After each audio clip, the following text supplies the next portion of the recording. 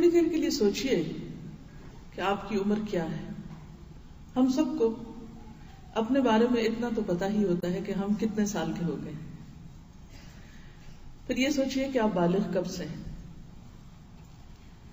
پھر آپ سوچئے کہ آپ کی زندگی میں کتنے رمضان گزر چکے ہیں.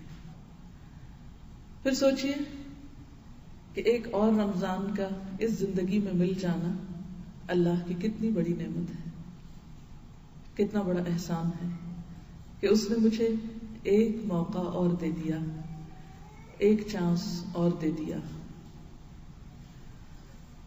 اور مجھے اس موقع کو گنوانا نہیں، مجھے اس وقت کو ضائع نہیں کرنا، مجھے نیکیوں کے اس موسم بہار میں نیکیوں میں پیچھے نہیں رہنا.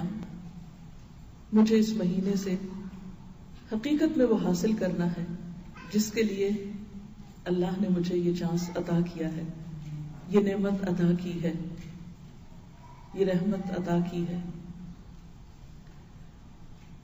کتنے ہی لوگ ایسے ہوں گے جو پچھلے رمضان میں دنیا میں موجود تھے اور اب موجود نہیں ہیں، ان کا چانس ختم ہو گیا، لیکن ہمیں ایک موقع اور مل گیا. روزے کا مقصد ایک ہی ہے اور وہ ہے تقویٰ. روزے کا اگر لفظی معنی دیکھا جائے تو لفظی معنی ہے رک جانا، اسٹاپ. یعنی لفظ روزہ آتے ہی ذہن میں کیا آنا چاہیے؟ اسٹاپ، رک جاؤ. جیسے آپ رکتے ہیں کہاں؟ ریڈ لائٹ پہ.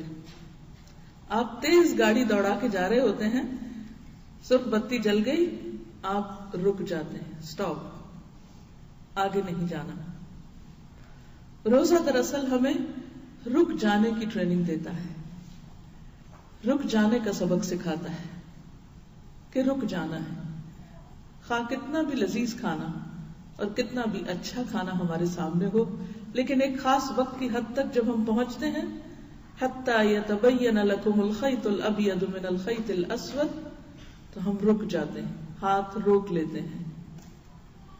اسی طرح رات کو نیند کے لیے کتنا بھی دل چاہ رہا ہو، کتنی بھی نیند آئی ہو، لیکن سونے میں کمی کر دیتے ہیں، سونے سے رک جاتے ہیں، کیونکہ دن کی عبادت تو روزہ ہے اور رات کی عبادت قیام اللیل ہے، جسے ہم عام طور پہ تراویح کہتے ہیں، جو رات کے پہلے حصے میں ادا کی جاتی ہے.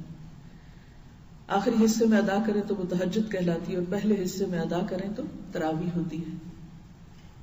اور پھر نہ صرف یہ کہ کھانے پینے سے رکنا، شوہر اور بیوی کے جائز اور حلال تعلق سے رکنا، نیند سے رکنا، بلکہ اس کے ساتھ ساتھ اور بھی بہت سی ایسی باتوں سے رکنا کہ جو ہمارے لیے نقصان دہ ہیں، جو واقعی ہمیں اللہ تعالی کی ناراضگی کی طرف لے جاتی ہیں.